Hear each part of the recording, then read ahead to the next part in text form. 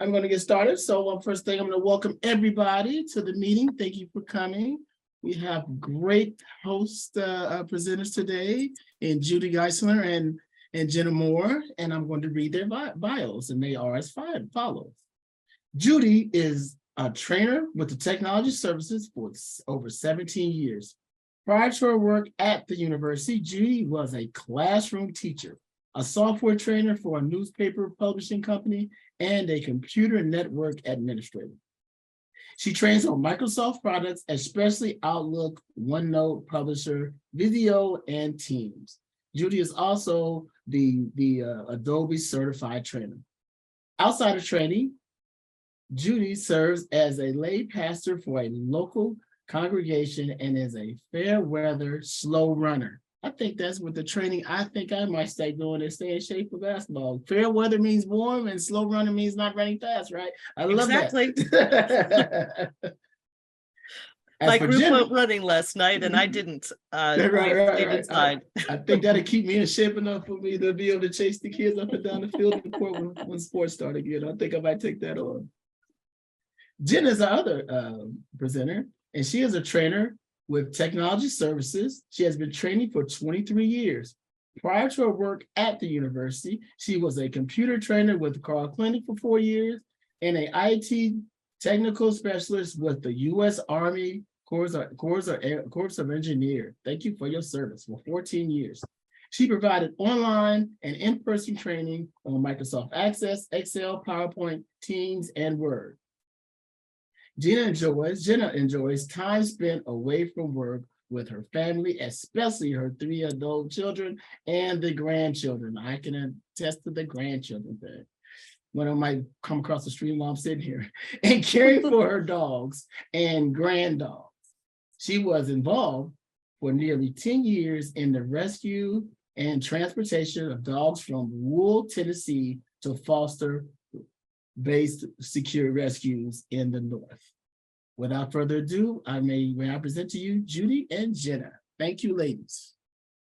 It is yours. Good morning. So happy to see all of you today and pretty happy that it's Friday. We are going to be sharing some basic information with you about Microsoft Teams. My colleague Judi Geistlinger and I will be tag teaming on this. I also feel like I'm going to set the world's record for mentioning the word team or parts of the word team. I already just did it like 5 times. But we are going to cover the same information that we are currently offering as a regular workshop for campus called Beginner's Guide to Microsoft Teams. But we will also be more than happy to answer questions you might have if we can answer them. Outside of those boundaries a little bit. We'll also be sharing some upcoming information about the timeline for the transition to Teams and some additional resources that might be helpful to you. Finally, we will share the PowerPoint presentation that I'm going to be showing with everyone. And we will also share the link for the recording of this session. So that's kind of where we're at. I'm going to start our PowerPoint, and I'm also going to turn off my video so that we can begin our session. So I am now sharing this screen right here. All right, so Microsoft Teams, what is it? Well, we know it's a Microsoft product.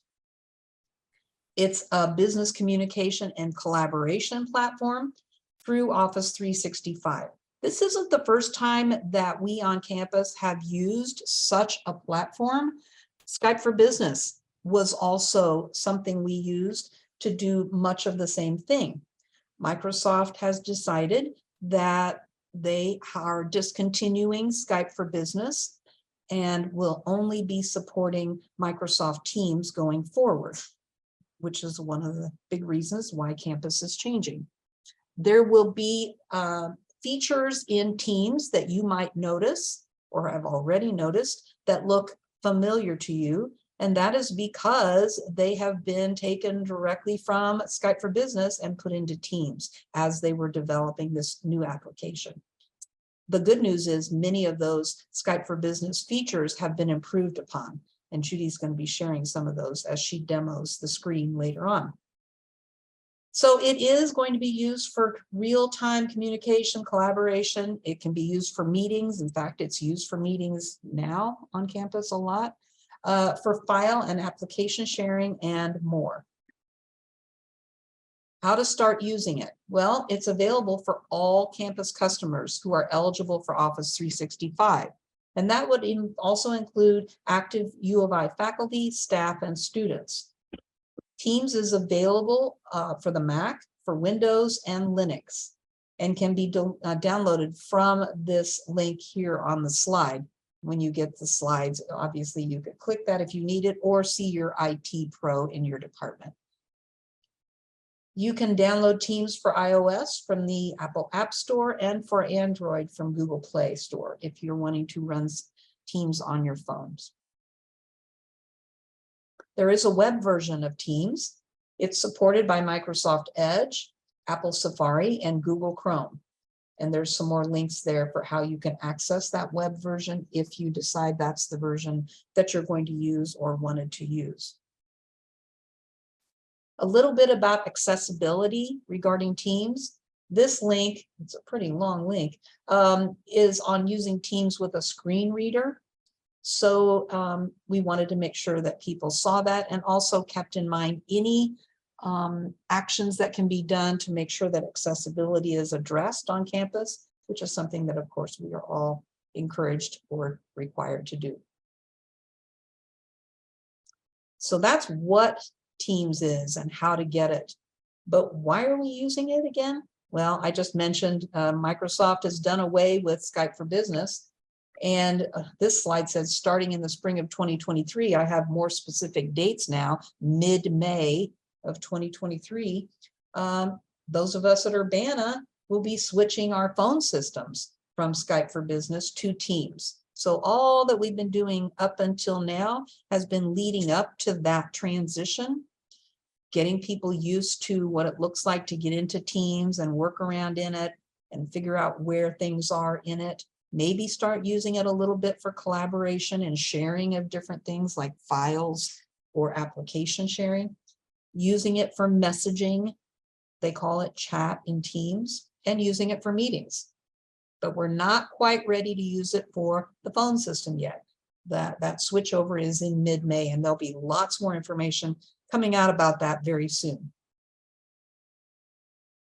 The collaboration tools, as I mentioned briefly, are sharing of files, sharing of applications. And regarding applications, Microsoft looks at Teams as a hub to integrate applications such as Microsoft Planner, Forms, OneNote, Power Apps, and much more within your team. There's some definitions I wanted to make sure that we were aware of next, starting with team. So people ask often, what is a team? What should a team look like? Well, one size does not fit all. Different units, colleges, departments, divisions will come up with different ways of creating and using a Microsoft team. Simply, a team would be a group of people working together to get something done. It could be an administrative team. It could be a construction team, a research team, a project team. Typically, teams are created to focus on one of two things: the type of work that we do or the projects we are working on. Within a team, you're going to be working in channels. I think of channels as sections within that team, and they're there to kind of keep the conversations, known as posts, organized by certain topics or projects or actions, whatever it is that your team is using Teams for. So by default, every team that is created will have its own general channel. It's called general channel, and you can't rename it, you can't delete it. It's going to be there for every team that gets created. People who are invited to be a member of that team will all have access to conversations, files, whatever might be shared within that general channel. But you can also add other channels to that team besides the general channel. We have an example here. Perhaps you're a member of an administrative team, maybe like human resources. You could create a channel that would deal with human resources issues.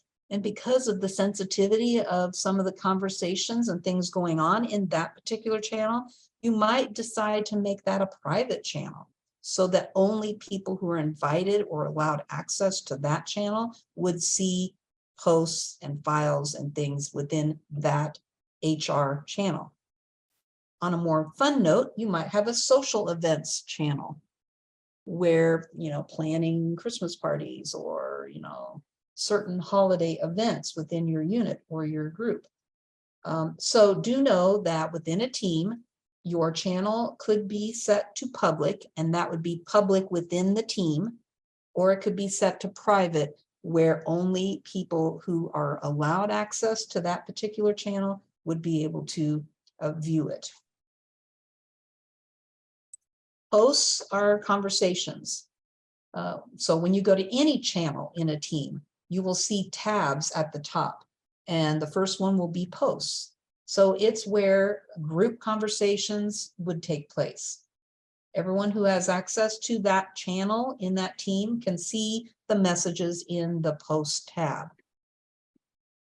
Apps or applications are available by Microsoft or external services, and they expand the value of your collaboration in your team. I already mentioned earlier some commonly used apps in our organization at U of I include Planner, OneNote, Forms, and others. Those all have one thing in common. They are Microsoft apps.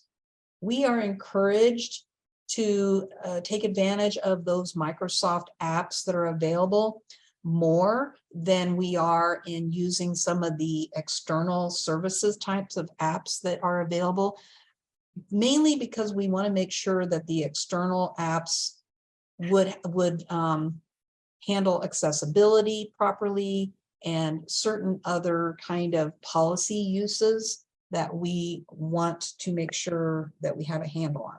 So for at least now, we're really encouraging folks to mainly try out some of the Microsoft apps, and you can assign an app quite easily within your channel by clicking the plus sign up there next to where the post tabs is. Judy's going to share her screen and show you where this is all at. Here is a screenshot, pretty busy little screenshot of a typical Teams desktop window. So in the upper right corner, we have the user profile, and you might recognize something about that looks familiar, the little colorful dot. That comes directly from Skype for Business interface. So it's going to come over for Teams as well. It's also here that you can go into some settings that you'll want to be familiar with. On the opposite side, along the left edge, is an application bar. There's so many words for this bar. Microsoft was calling it a rail for a while. This is where we're going to hold icons of different parts of the team. So if you look over to the left edge, we've got an activity icon, a chat, Teams, calendar, calls, files. Help is down at the bottom. Okay, navigation icons. This particular window is showing that we are in the Teams area. You can see the white bar next to the Teams icon to the left of it. And we are in a particular team called Leaps and Bounds Travel. And the active channel we are in is travel agents. You can see that the general channel is there also. But we're in the travel agents channel for Leaps and Bounds Travel Team. So when we select that channel, you can see in the larger part of the window, the conversations taking place with people who are part of that channel. Down at the bottom in the red box is where you might be able to join a team if invited, or create a new team if you so desire. That is with the view set for list for your teams. Judy's going to show you the difference in how you'll see your teams. And then that place to join or create will then change its location depending on how you've set the view for your teams. Here's another quick window of the same sort of thing on the desktop. Now it's showing more teams with the arrows off to the left, leaps and bounds, my team 00, my team 01. Notice in the my team 00, the green MT team, that all of them have their general channels that we can see, but there's an admin office channel with a lock, a padlock there. That would signify that this is a private channel within that team.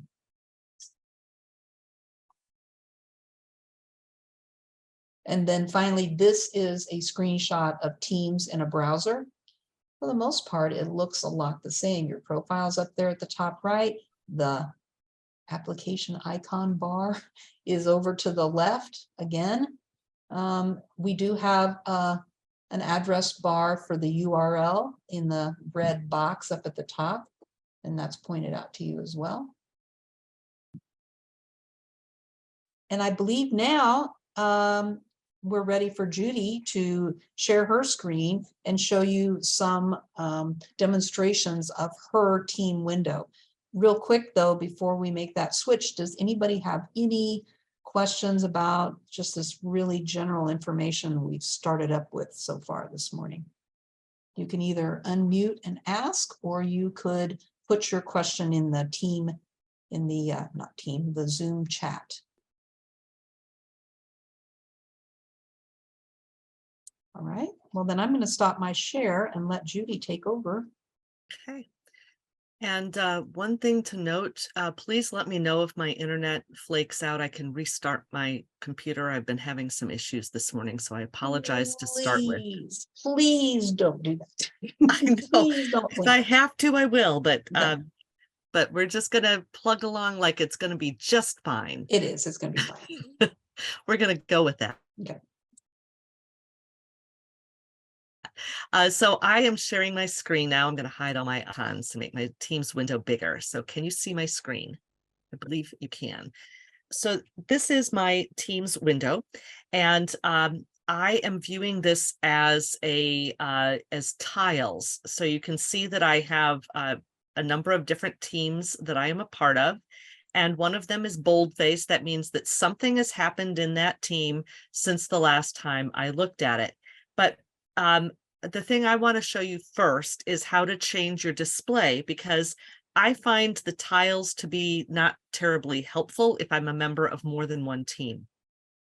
So to change your view, you're going to look for a gear, and the gear is up here at the upper right if you're in the tile view, and I'm going to go to more options, and I'm going to switch the view. And the option I'm going to choose for layout, instead of being grid, I'm going to choose list. And so now in the background, my teams changed to a list view, and I will close that. I have several teams open, and you can see the names of channels there. And over on the left-hand side, I have the teams icon selected, and I have a pinned channel as well as teams that I have worked on. And I reorganized mine so that the team that I want is up at the top. I have one shown here, this iSchool committee, because it's one of the use cases that is in a website that the university has shared of different use cases of using Teams on campus. And this is a good one. I like to point it out because they have an announcements channel. And so you can post all those things that are announcements that everybody needs to know, and they can always go to this channel. But I'm going to back up a little bit and talk about the user interface here. So Ginna mentioned that we have this navigation rail on the left, and I currently have Teams selected, and I am going to just talk about Teams to start with, just because of the terminology. So we have, Ginna mentioned that we have channels, and then we have private channels. If you are a member of a private channel, it has a little padlock next to it. If you are a member of a team, and you are not a member of that private channel, you will not even see that it exists. So it's hidden from you unless you are a member of that channel. So who can have access to the different channels? Everybody who is in a team has access to all the regular channels, so they can go back and forth. And it's a way of organizing conversation. So you can see I'm on the announcements channel of the iSchool committee team, and I'm in the posts tab. And so I put the hardware showcase that happened just the other day, and it happened at a certain location at DCL. And so people could come and take a peek at the different headsets and devices. I'm also a member of the Microsoft Teams ambassadors, and I'm in the training plan channel. And so here are some of these use cases that are publicized in another place. And so if I want to start a new post, how do I do that? So if I'm in a team and I want to start a new post, and so let me go back to a different team. And this is really important to get used to.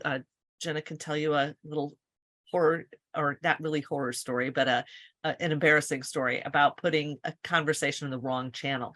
I'm going to go up here to the In Like a Lamb March team. This is one we created for our beginners class the other day. And so if I go to the general channel, so now I'm in the In Like a Lamb, it's the I team. The icon corresponds to the icon up here, so you can verify where you are. I'm in the general channel. If I want to start a new conversation, I can click on New Conversation. Now, when we're going to type things, it's like typing a message like you would an instant message. You know, this is a new post, right? Now, if I want to have a couple of paragraphs, if I hit enter, I'm going to hit the paper airplane by default. So if you would like to have another paragraph, you can click on the formatting icon on the lower left and format your post. So you can then, once I do this, I can hit return and say, this is a second paragraph. Wow, I even typed right. So now if I wanted to have a subject line is here. So when I send this post, and I'm posting it basically, you can see the subject line, this is a new post, and the second paragraph. Now, if somebody wanted to reply to that, they could put their reply right underneath that. They can also use emoticons. You can see folks earlier in the week, they gave me the thumbs up that they read it. If I want to get somebody's attention, then I can actually reply to my own post. Like I forgot to say something to Ginna, so I can type an @ sign will kind of poke at the person, right? They'll get a notification, so they'll have an activity up here. Did you see this post? And then when I hit enter, it sends it. Now on my end, I can see her name in blue, but on Ginna's end, she's going to get something kind of like this icon that will be with the notification. So she gave me a reaction with a little thumbs up. When I hover over that, I can see who liked it. When I receive a poke, an @ message, it looks like this. There's an @ sign and she replied. So I can see that. So if you want to get somebody's attention, you can use that @ sign. If you want to get everybody's attention, you can type an @ sign and the name of the team. Or everybody in a channel, you can do the name of the channel.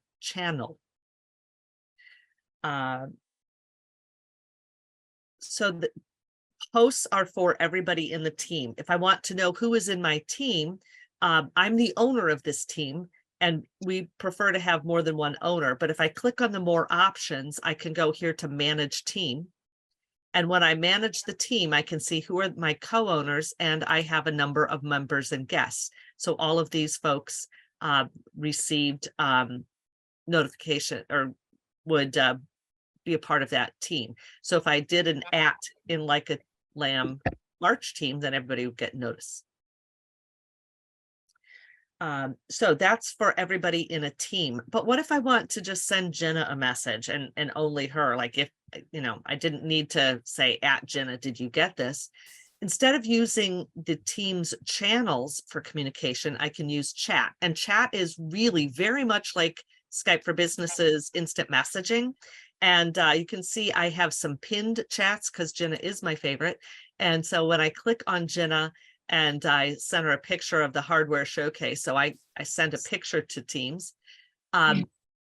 I can also type a message to her. So how is it going, right? And oftentimes what I do when I'm, because Ginna is in her home office and I'm in my home office, I can't tell if she's in and ready to, you know, if she's available. I will sometimes say, do you have a second? And then in this chat, I can elevate it to a phone call. So I can click on audio call and call Ginna if she has given me the thumbs up. So this chat, like instant messaging in Skype for Business, we can share things, right? That little box with the arrow up is screen sharing. You can also share documents. I can attach a document, or I could put a file in the shared files area. So let's talk about this instant message. So I sent her an a chat, and so we have, I could do a video call, I could talk to her, I could add someone to our conversation. So if I wanted to, oh, and I can see her little head there with the 3 dots, so I can see she's responding to me. So I'll just be patient. I can also pop this out into its own window. And when I click pop out chat, it's like you could do an instant messaging where you could have that as its own window. And then I can go on and do something different in Teams and go back to have the chat and something different at the same time. You just have to pay attention to where you are. So if I wanted to add someone to the conversation, like if I add Vincent, and here he is, I can create a group chat, and it now becomes a group chat. And so, hey, there is my internet cooperating. And I can send them a message. And so this is a group message. You can see this circle of the people I'm communicating with. It's half and half of Vincent and Ginna. And I, instead of just being the Vincent and Ginna chat, I can name the group chat OMSA Convo and save that. And so I got a thumbs up. Over on my other screen, my primary screen, I had a notification pop up. And now this is 3 people in this chat, in this conversation, and I can add more folks. In fact, it's because of Teams being very collaborative, anybody can add folks to a conversation. We're all colleagues, so we can do that easily with other folks. And somebody else can change the name. And I don't know if you all do group chats with your family. My kids used to, my son would constantly rename the family chat to something that was rude to his sister. And so we could see who did what when. And so you can change, there's a tracking of that information. Now, the thing that is a little bit different, well, it's kind of different. I'm going to just close this chat window out. I'm going to go back to my chat icon over on the left. So the most recent conversation is here. And I'm going to pause. Does somebody have a question? Because I thought I heard somebody. Anybody have a question they wanted to ask right now? There's nothing new on the Zoom Okay. chat.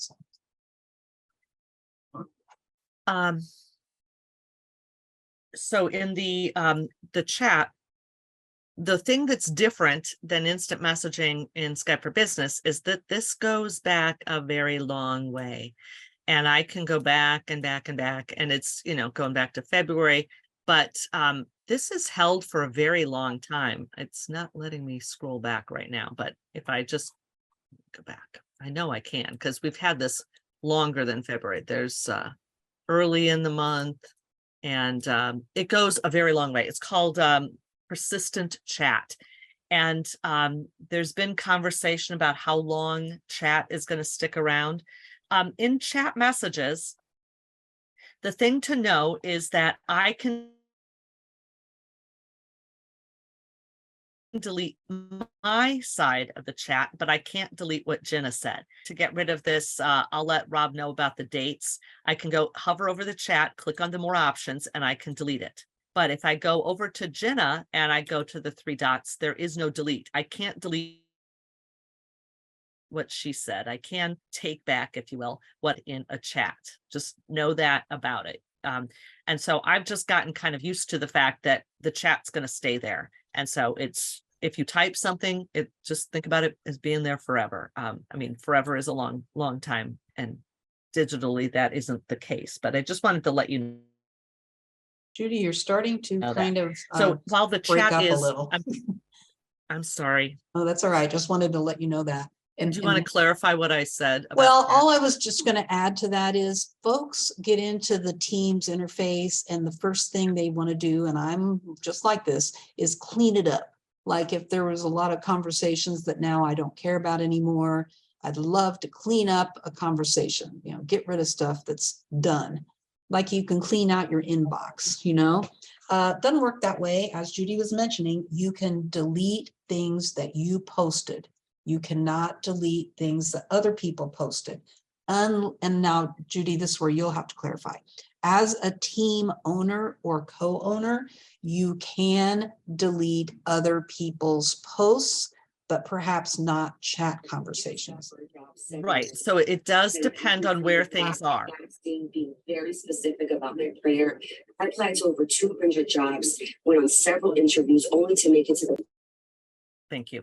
I wasn't sure if that she was talking to us or not. No, I went ahead and read. So I'm a team owner here, and here's Ginna's chat or post. This is post. We have to clarify where we are. I'm in a team in a post. If I go to more options here, I can delete Ginna's post because I'm a team owner. I can delete my own posts because posts in teams. So if someone posts something that you as team owner want to clean up, you can certainly do that. You can also do other things like you can mark it as unread. So here's something I want to point out. You can share to Outlook. Like if you need to have this in your Outlook, in your email, because that's where you work most of the time, you can send something to your Outlook if you wish. If there's something that you need to keep track of, you can use this bookmark icon to save it. And so you can see I have saved up here. So if I want to look at my bookmarked items, I can go up to my profile picture and click on that, and I can go to saved.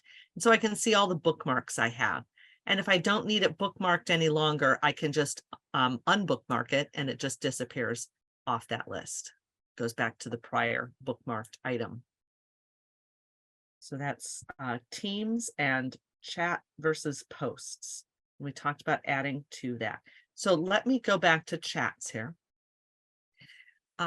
One of the things we see in that folks want to know about has to do with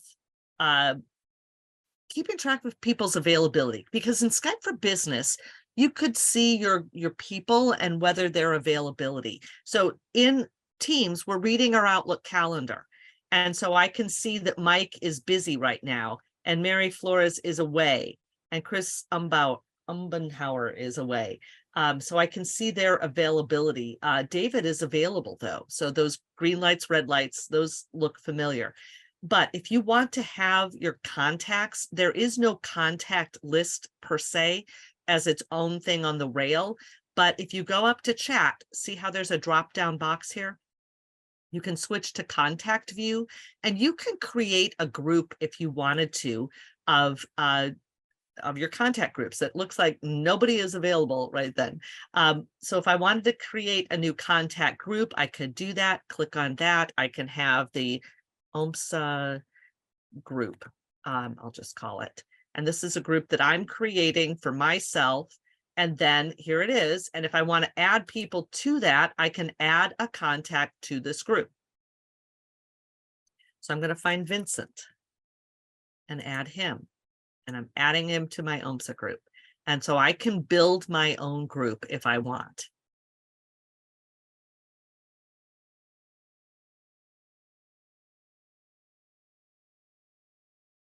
I think that's you, Brian, maybe.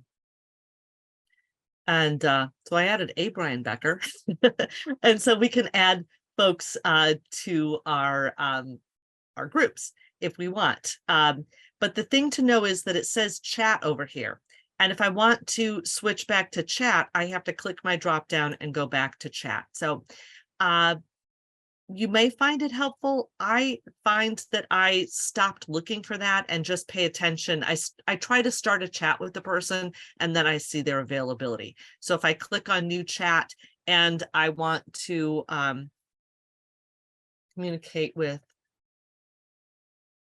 Kimberly, I can select her, and then I might be able to see her availability if she's logged into Teams right now. And so when I click down into that, I can see her Outlook availability. She's busy. I wonder if she's in a conversation, a Zoom meeting, maybe. So that's one way I do it. And you don't have to send a message. If I click away, that draft message disappears. So it's a little bit clunky, but I think you'll find other ways to communicate with folks. As long as we're on contacts, if you do go to your contact list here and you see a bunch of things listed there, unified communications is something we have going on. And I'm going to suggest that you clean up your Skype for Business contact list, as well as your Outlook contact list or your Outlook people list, because that stuff is going to be kind of moving over and those list as your contacts. So you might want to clean up people out of your Skype for Business list, because I had folks that had moved departments and I even had one that I had pinned as a favorite, but he's no longer with us. And so I just didn't want to remove him from my list, but I decided I didn't need to bring that. I'll just cherish his memory in my heart instead. So clean up your lists is what I'm trying to say in Skype for Business and contacts. I'm going to pause now. Ginna, is there something I see a chat message? Just Kimberly shared a funny face for us talking about her being in a meeting. Okay. Couple of things as we're moving through some of these topics to wind down and perhaps answer some major questions or bring up a few more topics. The search box, activity feed, is the next things. Okay. So when do you get a notification about activity? And so when someone responds to something, then I will get a notification. And if someone does an @ sign to mention me, I get a notification. But I can also specifically ask for notifications and configure that. So if I have posted something and someone responds, I get a notification. If I did an @ sign and someone responds, I get a notification. Or if I have received an @ message, I get a notification.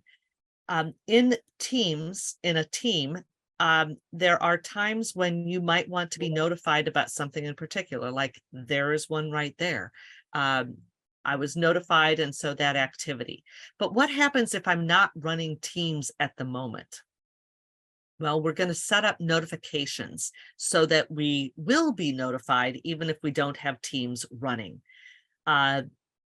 So in this, I'm going to give this example again, back in my Microsoft Teams Ambassador in my training plan. So when we were working on the training plan for Teams, I went to my 3 dots on the team, and I'm not an owner of this team. I'm just a member.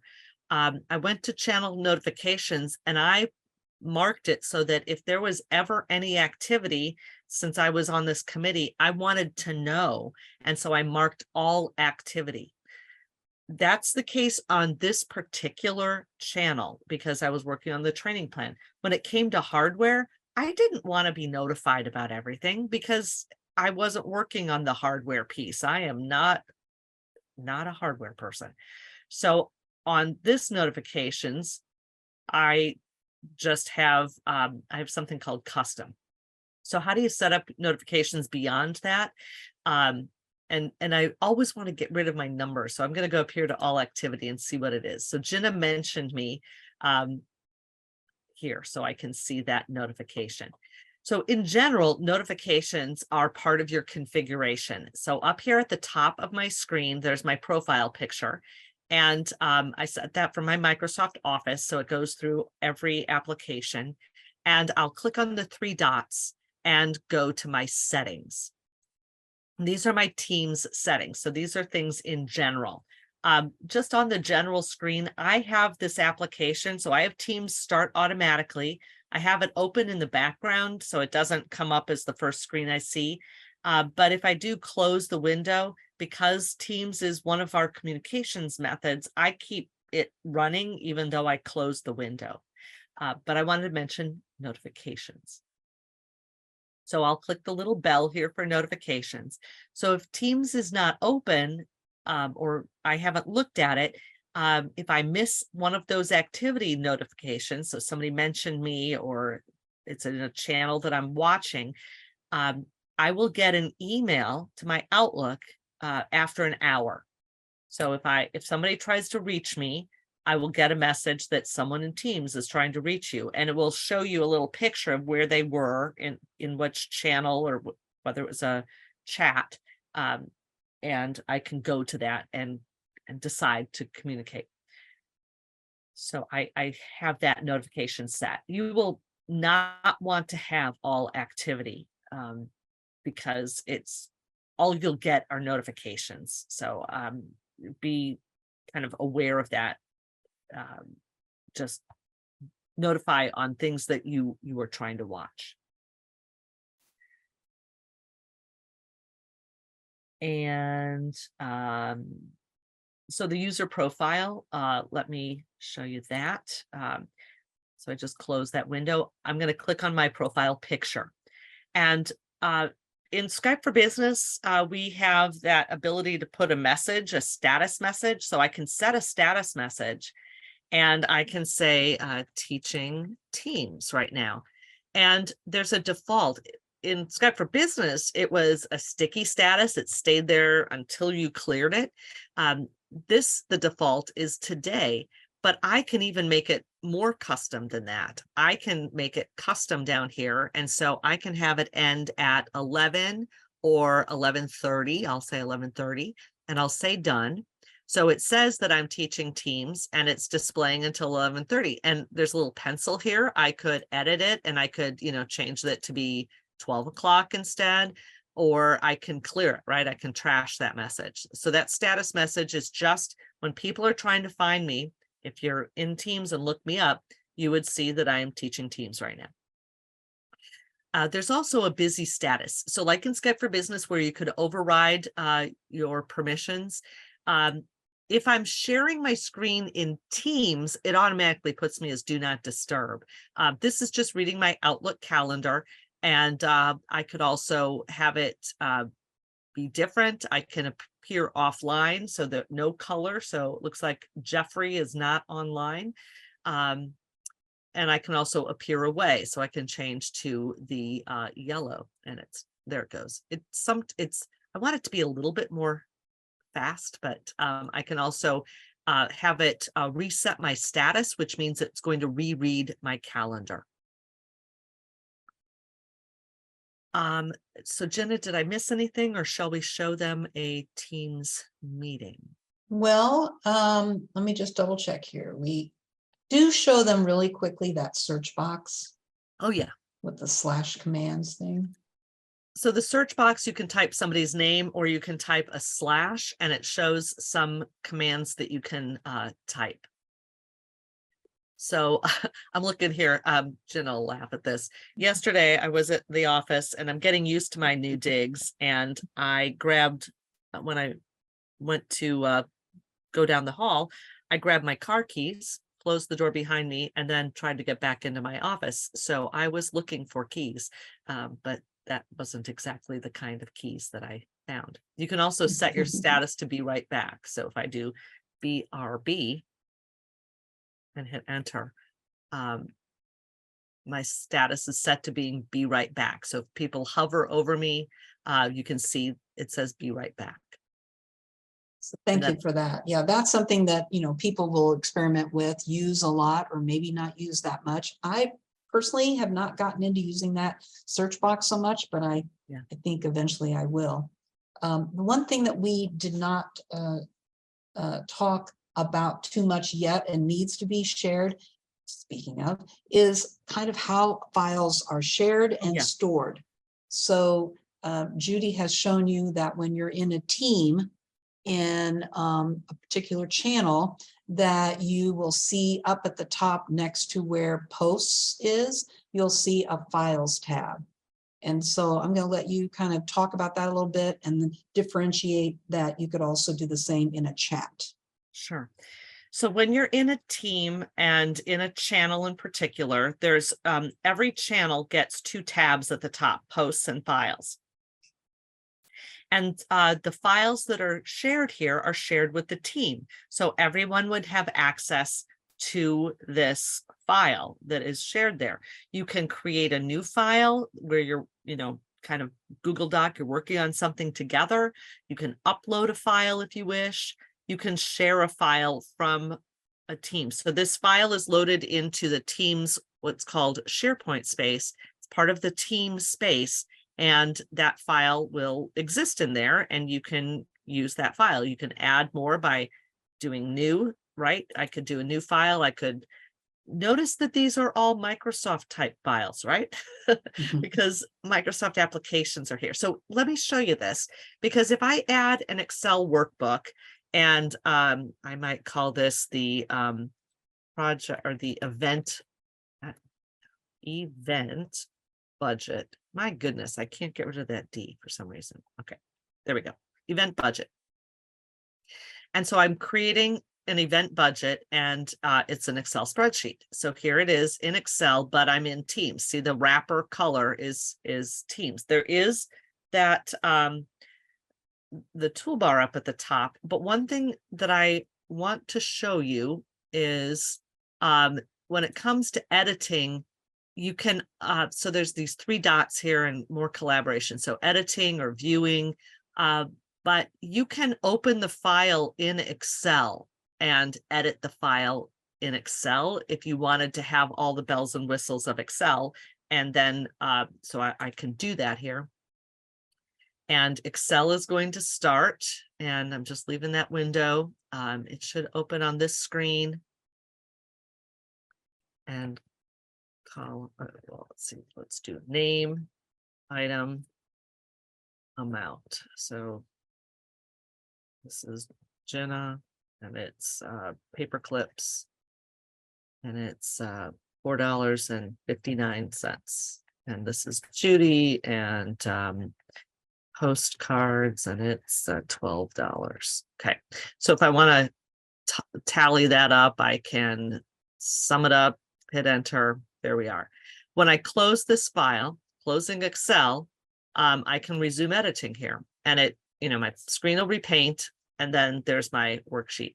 I can close this file. And so with the eyelashes, that's my brand new file, and it was edited a few seconds ago by me. I could, share this if I want, etc. So you can create files here. And that's within a team. There's also a files tab over on the left. And over on the left are files that I worked on. And by golly, there's event budget. And here is the location of it. So it's in the Fast 3 training general channel. Yesterday, I was working on the Teams meeting PowerPoint, and I was saving it to my Microsoft OneDrive for Business cloud space. So I see that here and I can get to it. So this files is icon on the left-hand side is kind of a portal into a view into the last files that you worked on. So like when I was teaching OneNote, I opened a bunch of notebooks, and there was my OneNote in Teams PowerPoint that I used, and was looking at Mike's QR codes. And so I can see all these files that I touched. And so I can, it's my recent Microsoft files. is how I view this icon. Things that are stored on OneDrive or in a team. Okay. Do you want me to Really, show- really quickly, just go to the chat and point out there's a file tab in there too. I sure will. Yeah. So I'm going to go back to, instead of contacts, I'm going back to chat. And so my favorite one to show is with David Mahaffey. He kept asking me to send a particular file. So in the chat that we were using, I went to files and I uploaded it. So it was a common place so we could both have access to that file. And so there's the version 2 of it. Mhm. Okay.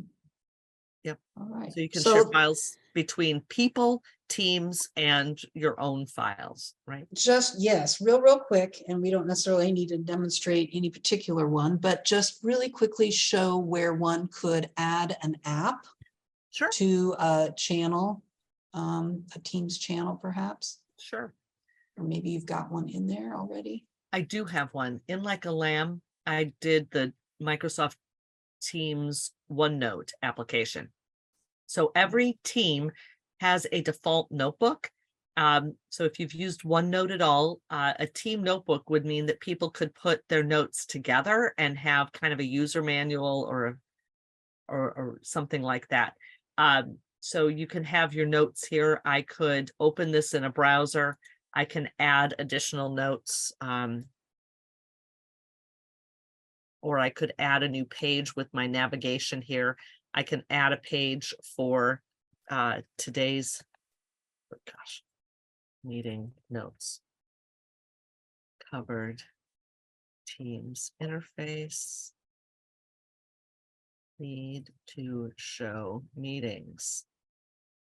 And so you can see it's synchronizing. I'm editing here in the Teams application, but on my editing icon, I'm sorry, not my editing icon, my open in a browser icon, I could open it in the desktop app. OneNote is firing up. Here is OneNote. And oh, of course it says it's not responding. It's loading. I'm so impatient. And I could add the meeting details from today's meeting. I think this is it. And so I can see the participants. I can expand the invitation message. Maybe that's not the right one. Yeah, that wasn't the right one. I've also put some links in the Zoom chat for a couple of workshops that we offer with training services. Judi teaches both of these. One is OneNote Basics, and the other one is a short OneNote in Teams that might be helpful if folks haven't dabbled around yet much with Microsoft OneNote. And we mentioned a few other apps that you could add, such as Planner, if you're doing project management, is a popular one, or Forms. There's quite a few others. Yeah. There is an icon on that rail to the left of apps that you can actually click on and see some of the apps available. Yeah, I have Task by Planner there. So these Yeah. are apps that you can add. And again, we want you to stick to Microsoft apps because that's going to be Consistent with the kind of the policy of use, at least for now. There are so many apps out there, third-party apps, and I'll tell you, I'd be loading them all up just by the names of some of them. They are so cool. But yeah, we're going to want to try and stick as much as we can to so Microsoft built apps. by Microsoft is going to be something that you'd Yeah. want. Yeah, It has to do with permissions and FERPA and all that. yeah. Let me show you calendar. I know that we have a little bit extra time, so I like to show that. So in calendar, all these things have appeared, but they are not all Teams items. So this is my account, my calendar, and I can see a number of things. I can schedule meetings using Teams, and I can invite anybody. As long as you've got an email address from, you can have your meeting on Teams. And we are really recommending that people kind of play with this before your hand is forced to do that. If I wanted to have a new meeting, so I'm going to do a new meeting with Ginna now, I can schedule it in Teams, or I could schedule it in Microsoft Outlook. And I personally prefer to do all my scheduling through Outlook because that's where my calendar lives, and I'm most comfortable with that calendar. But I'm going to schedule a new meeting here with Ginna, and I'm just going to have it be a test Teams meeting. I'll add Ginna. I'll start to type her name. I can include her, and we can have that right now. I could add a channel using the Teams. I can see that she's busy at 11, and that's fine because I know she is. So there's scheduling assistant. I could look at her calendar and see, yep, she's busy. She's got to finish the flyer right afterwards. So I know that she's not available, but I'm going to send this invite anyway. And so here's my Teams meeting, and I'm going to join that. So I clicked on the little icon to join, and now I will join now. So it's starting the Teams meeting, and I am going to mute my microphone in Teams just because it is just a little strange because you can hear me on Zoom. So it's going to keep reminding me I'm muted. I'm going to turn on my camera here, and I'll move my camera over. And so you can see that here I am near Alt-Gal. And so this is a Teams meeting, and Ginna is muted here too. Ginna, are you available? I'm here. Okay. Can you hear me? I can. Okay. I know it's weird. I'm just not paying attention to the fact that you're muted here. I'm looking over at Zoom. So if I want to see more information about her, there's the contact card, and I could start a chat, and she could turn on her camera maybe. There she is. And there's all these icons at the top. So like if I wanted to see the chat, because it's a meeting with just Ginna and I, it would probably be, here is a new chat message, just like she's been doing in the Zoom meeting, right? There's a chat message there. So we can have the chat window open, and I can also close that. I can see the people pane, so I can see who is here. We can invite somebody. It says dial a number, but don't believe it because we can't do that until May. But I could invite somebody to our meeting. Anybody, if I have their email, if they're a part of campus. You can have folks not part of the university be a part of your meeting. I was testing my husband's Teams last week, and I invited him to a Teams meeting, but I had to allow him in. He wasn't able to just join because of the configuration I have for my Teams meetings. If you want to say something, you can raise your hand, and so they appear at the top, and people can see that the hand is raised. And I can lower my hand by going up to raise, and you can see I can lower my hand. So I did that. There's the react where I can, give the little thumpy heart, right? You may want to turn some of these things off. And there's the applause. I can add apps. We can do breakout rooms. I can also share. So here in sharing, when I click on the share icon, I can share one of my multiple screens. I could share a whiteboard. I can also share files, like here's the event budget. So I'm loading that up. I can share that in this meeting, and we'll be able to see that document, our very big budget. So I'm sharing that right now. It says I'm presenting, and my permission for my availability automatically goes to do not disturb in Teams when I'm presenting, by the way.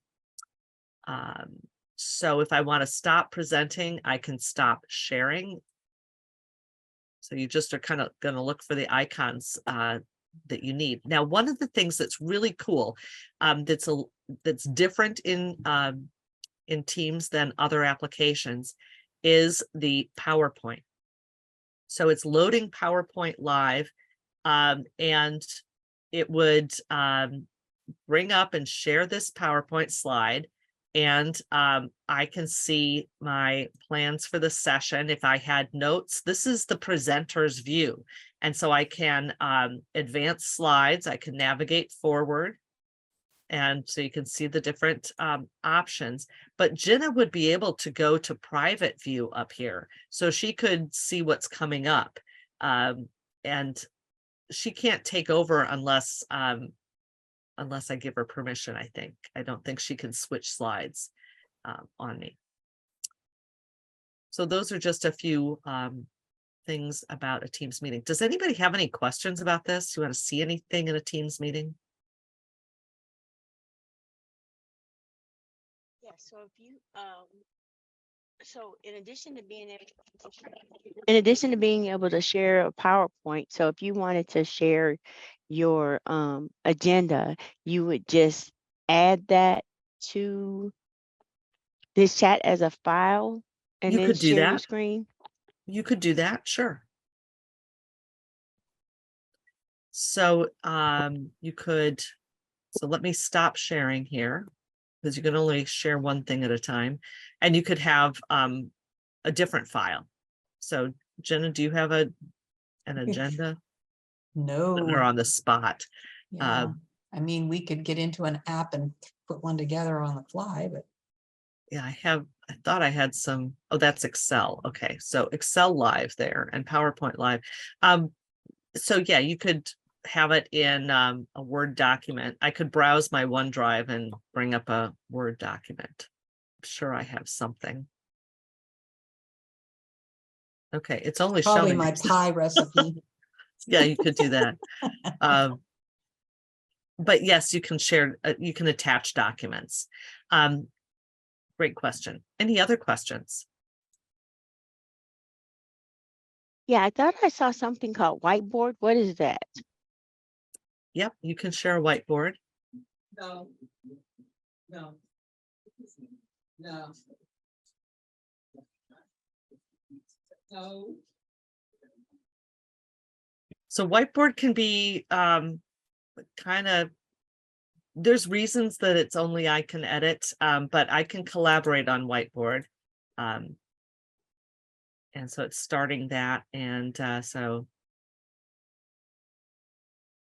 you can play with whiteboard. I would play with this beforehand. So Jenna, do you want to add anything to that? You know, I think of using the whiteboard as sort of an icebreaker for some sessions. And again, you'd want to play with that to see if it's worth your time and effort to put it into a meeting scenario of some type. In the times that I've taught whiteboard in other applications, it's been great to play with and gets everybody all laughing and excitable and all that. And then that's kind of where we leave it. So you'd want to think of some better uses for it than just like seeing if you can draw in cursive on that board. Yeah. I have trouble with the capital G. But yeah, whiteboard is there. It's got some fun colors and crayon looking things, but you'd want to kind of play with it and decide how much you want to use that. Yeah, Thank So- you. I just hadn't seen it before, Yeah, or I just yeah. hadn't noticed it. Oh, So it's pretty cool, but it's one of those cool to have. And once I get into it and open it up, I'm like, now what Yeah, was I no. going to do with this? What was I going to do with this? Yeah, so have a plan for that. Speaking of a plan, I need to hear back from any or all of you to see how we're doing on time. Judi and I both had conflicting time periods for how long we were going to present on our calendars. So, you know, I want to make sure that we're not running over on a schedule for you, because you may be, of course, dealing with other business besides watching and listening to us. And Judi, Yes, I'd so- love it if we left this meeting, this Okay. team meeting. Well, before we do, I just wanted to show the background effects is, Okay. this is what they call it for your background in Teams. You can go to background effects. They have some really cool ones. Like if I apply this, oh gosh, don't want that. So there we go. Apply and turn on video. And so I can be like a fish or something. Yeah. And you can add new ones. So that's how I did the, I can be, you know, a press conference, and we can talk about how bad the basketball team did last night. Oh, I don't want to talk about it. Yeah. All right, well, I'm going to leave this online meeting within the presentation. Okay. And then we can hear back from how we're doing, what other topics you might want us to talk about.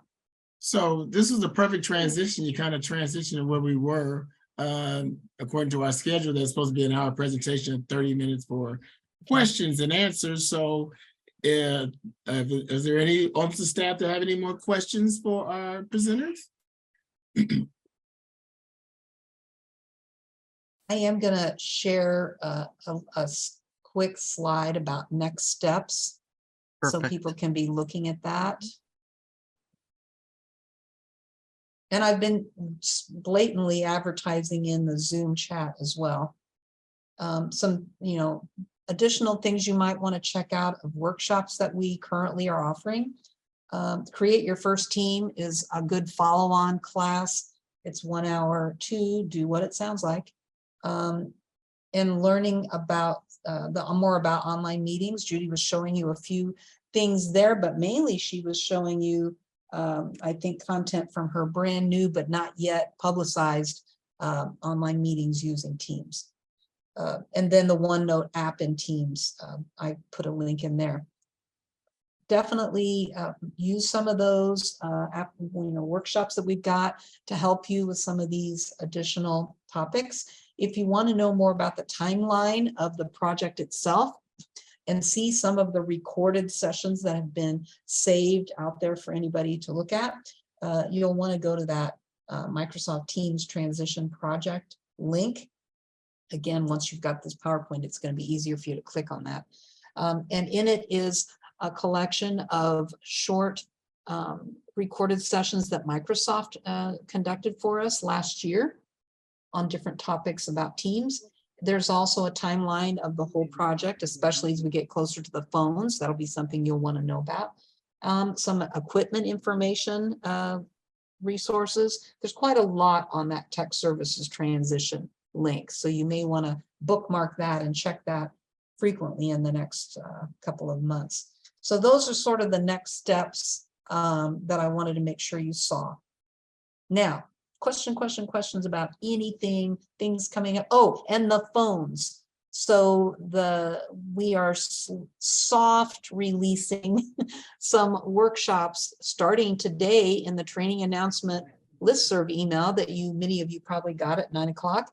We have one called Getting Started with Teams Phones. It is focused on IT pros, support staff, and phone coordinators, kind of as a train the trainer tool to help folks in their units start getting comfortable with the idea of using the phones in Teams real live, like we do Skype for Business now.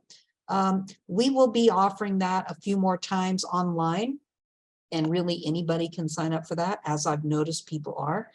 But also we will be offering an in-person hands-on version of that Teams Phones class in our new training lab in the Armory, on the 3rd floor of the Armory, coming up at mid to late April, and definitely into May as we get closer to that switchover. So folks that want to come over and practice forwarding or transferring calls or putting people on hold, we're going to have some sessions where you can come in and get some hands-on practice on the Teams Phones tool. So those are my advertisements that I wanted you to know about. Well, Question all. yeah, You guys have been easy on us as far as questions go. Well, thank you, ladies. Is there any other questions before we adjourn? Let these I ladies did go. have one quick question, Go ahead, Brian. actually. So in terms of the apps and any additional things that you can sync into Teams, has there any apps that have been super useful in terms of like third-party things that you can sync to Teams or to your Outlook? I've got a couple. So OneNote is useful. If folks keep their notes in OneNote, that's a really useful thing. I've seen a lot of project managers use Project Planner. I think it's the Planner board. Yeah, Task by Planner is another. Those are both Microsoft ones. I think Brian was They wondering are. about third party. If there's Oh, yeah, we're not. we are trying not to demonstrate those, since Tech Services is asking us not to promote those right now. Of course, you can do what you like, but do understand, the issues with accessibility and FERPA and some of the regulations that we have to follow that third party, folks may not have to. We want to make sure we're staying on the right side of the law there, or the right side of policies and procedures. If there's any questions about any of those, I'm sure you could probably, talk to someone at tech services about that, or put in a ticket with the help desk. When it's coming to Outlook, there's two that I am swearing by, and you get these new add-ons by going to the, and these are both Microsoft related ones. So on the email, you go to get add-ins. One of them is called Find Time, and it's like Microsoft's answer to Doodle Poll, and it's a way to figure out a time that's going to work for everybody so people can vote on it. And as the organizer of that, you get to, it blocks out your calendar. The other one that I have is the Zoom for Outlook connector. And here's Zoom for Outlook. And it's a way for you to schedule a Zoom meeting from your Outlook calendar. So Because remember, Zoom is not going away. You Right. will always have that option for your meetings. There are some times when you're going to want to use Zoom for certain kinds of online meetings over Teams. So make sure you understand that it's not a choice. You have to pick one over the other. Right. Okay, anything else? I don't know if that helped, Brian, or not. I mean, you guys go do you, but we don't have examples of third-party apps on purpose because we don't want to promote things that we're encouraged to kind of not right now. Yeah, no, thank you so much. That was helpful. And really, I just meant kind of any apps that are helpful in general, because I know Okay. there's some things that can be really nice to kind of integrate into kind of the workflow with that. Definitely quick follow-up Project question. is a good one too, but yeah, go ahead, sorry. So in terms of using Zoom over Teams, is there certain situations where one platform works better as opposed to the other? Judy, I think you Yes. told me that one time what that was. So my answer for that is that if you want to collaborate with people and they, different people share screen and everybody's on the same part, then I would say Teams, because you're all colleagues and collaborators. It's very simple for sharing. If you want to Ooh, she said broadcast, I think. broadcast and you want to kind of lock things down, that's where Zoom is beneficial. So almost like if you're going to do a webinar. Yeah. And you got an audience that you don't particularly want to have people constantly unmuting and talking while you're presenting, but you're just wanting to share information broadly that way. Probably Zoom is better for that. I had another question. So I know it was mentioned, but I think I might have missed part of it. So how do you add a guest if you're so for example, if you have someone that you need to invite to something or chat or something like that, who doesn't have a U of I email address, but that you work with on a regular basis? Well, if you want to invite them to a meeting, you just send them an email and they can be a part of the meeting. But if you need to share, if you need to share information with folks that besides sending attachments that you normally would in email, if you need them to be a part of the team, it is possible to add outsiders as a guest. They have limits, and that we talk about that in our Create Your First Team class. They can be added to a team, but if you just want to meet with them, you can just send them an invite, or after May, you can type their telephone number. Okay, thank you. You're welcome. I know this is about Teams, but does that also apply to Microsoft Planner? Because I work with high school students and I try to add some of my students to Microsoft Planner to, kind of help with that project management piece. But for some reason, I was unable to add them as a guest, unless I just didn't know what I was doing. Boy, I don't know about Planner in particular. Was it through Teams that you were trying to add it, or is it Planner as a separate animal? I didn't try adding them to team first, but I can try that to see if that helps better merge it. Yeah, unfortunately, we aren't experts quite yet on a planner. Okay, no problem. Thank you though. Yeah. You're welcome. Anybody else before we turn you guys loose and let you do real work or finish meeting or finish meeting? Well, we're Any other hoping we're questions, gonna, OMSA? we hope we're gonna see some of you again, some of these other classes. As needed. We're more than glad to answer questions or help in any way we can. Well, ladies, it appears that the questions have been exhausted. We want to us again thank you for giving this presentation and for giving us the added information about other training opportunities so we can transition into teams. We've already started it in our department, so we just gotta move it a little further. And I think that's why Courtney and her and the rest of us committee wanted to do that. If no other further questions, then Ginna and Judy, thank you. And we see you at one of your trainings. Yeah, Sounds or wonderful. out and around on campus. Or around campus. As Yeah. they say, old saying on my day was holler at me when you see me. All right. Yeah. All right, you guys have a All right, great ladies, weekend. bye-bye. Have a great Thanks, all. spring break. Bye-bye.